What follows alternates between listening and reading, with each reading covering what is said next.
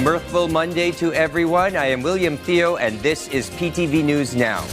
First in our stories for this afternoon, New Year brings new beginnings, new faces to fill in new roles. Leading government's renewal moves are the Philippine National Police, which announced earlier today the elevation of 7 ranking PNP officers into their new posts in the force. The biggest winner in the PNP's latest batch of promotion, Visayas Area Police Command Chief Major General Robert Rodriguez, who assumes the post of Acting Deputy Chief for Operations, supplanting Lieutenant General Michael Dubria, who reached the mandatory retirement age of 56 on December 20 of last year. The post of Deputy or Acting Deputy Chief of Operations is the third highest in the PNP leadership hierarchy. 3 brigadier generals also got the nod for their new officer-in-charge posts in the Directorate for Information and Communications Technology Management, Police Regional Office PRO Caraga, and Aviation Security Group. Also named to acting deputy directorships are Roy Parenya for Police Community Relations, Junicio Bartolome for Administration of PRO Central Visayas, and Colonel Mariano Rod for Deputy Director for Administration of PRO Davao.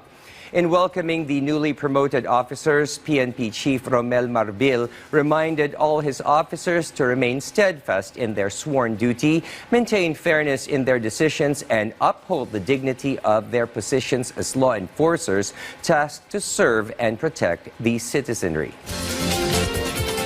Meanwhile, Potus Joe Biden, 2 weeks before he formally steps down from office, will visit New Orleans in the wake of the Bourbon Street Road attack that left 14 innocent men and women dead. He will commiserate with the bereaved families of the victims and offer them comfort and hope in their grief. VOA's Arash Arabasadi has the full story. Closed-circuit video captures the moment when 42-year-old U.S. Army veteran Shamsuddin Jabbar rammed his truck into crowds of people early New Year's Day in New Orleans. A black Islamic State banner was recovered from the truck, prompting the FBI to investigate this as an act of terror. U.S. President Joe Biden says federal agencies are investigating all possible links. Federal law enforcement and the intelligence community are actively investigating any foreign or domestic contacts and connections that could possibly be relevant to the attack. We're going to continue to relentlessly pursue ISIS and other terrorist organizations where they are, and they'll find no safe harbor here. 14 people died in the attack and dozens were injured. Jabbar suffered a fatal gunshot wound after opening fire on police. The FBI says Jabbar stashed improvised explosive devices, or IEDs, in drink coolers, one of which they say he placed at a busy intersection. The Department of Homeland Security says this is another case of what it calls homegrown violent extremism. It is a very difficult threat landscape, and it is why that we as a community, not just the federal government, but state and local officials and residents need to be alert to it and take the precautions necessary to avoid violence from occurring. Later on New Year's Day and more than 2,000 kilometers away in Nevada, U.S. Army Green Beret Matthew Livelsberger drove a rented Tesla Cybertruck to the Trump International Las Vegas Hotel.